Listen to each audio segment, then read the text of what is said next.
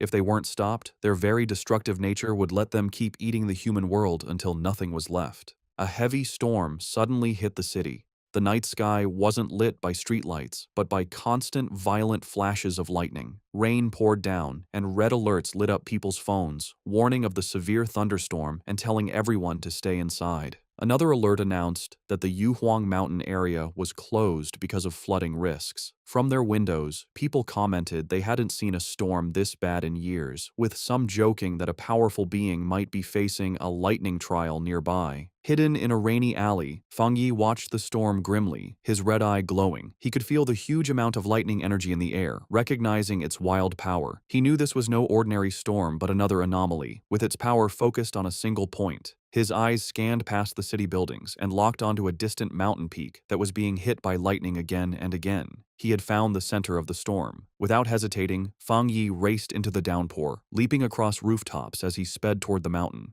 When Fang Yi reached the base of Yuhuang Mountain, his system immediately confirmed a pollution zone was detected. He looked up at the peak, but instead of its usual beauty, he saw a grim scene with skeletal remains scattered among twisted trees. Another system notice added to the danger, stating the pollution level was unknown. Still, Fang Yi moved forward without hesitating, walking into the dark, stormy woods with a determined look. As he got closer to the center of the storm, he saw a massive bolt of blue lightning strike the mountain's summit, lighting up the whole area. He had found his target. Inside the Spiritual Practitioners Association's command center, officials held a tense meeting. A large screen showed a vortex of blue energy over a mountain peak. An official reported that the danger on Mount Yuhuang was rising quickly, so they had to close it off and call it a new contamination zone. The grim-faced association leader said the situation was so critical, he had to pull Su Qingying from another important mission. He asked her to report on what was happening. Su Qingying told the officials that it was currently impossible to climb the mountain, as the unstable thunder energy was about to explode.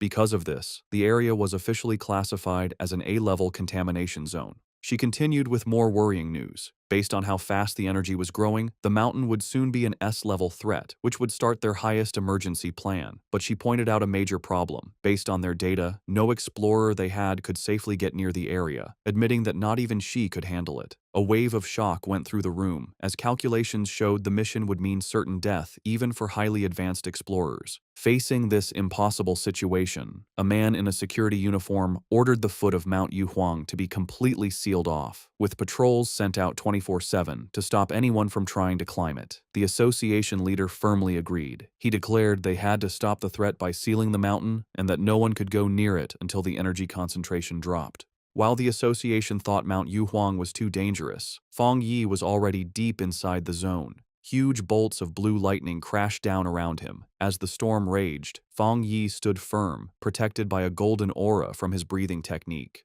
He knew, however, that just surviving the storm wasn't enough. To get the purest thunder energy, he had to climb to the center of the storm at the mountain's peak.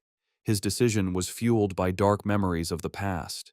He knew that the creatures they faced now were just the beginning, and even more terrifying monsters would appear in the future. He realized that his current fire-based powers were not enough for the challenges to come. He had to become stronger himself, not just rely on his weapon. Surrounded by the lightning, Fang Yi saw a rare and perfect opportunity to use the thunder energy to strengthen his own body. Fang Yi knew if he didn't take this chance to get stronger, he would face certain death from the disasters to come. His eyes glowing gold, he drew his flaming sword and, with a defiant roar, plunged it directly into a massive bolt of blue lightning. The wild energy surged through him, causing terrible pain, but his face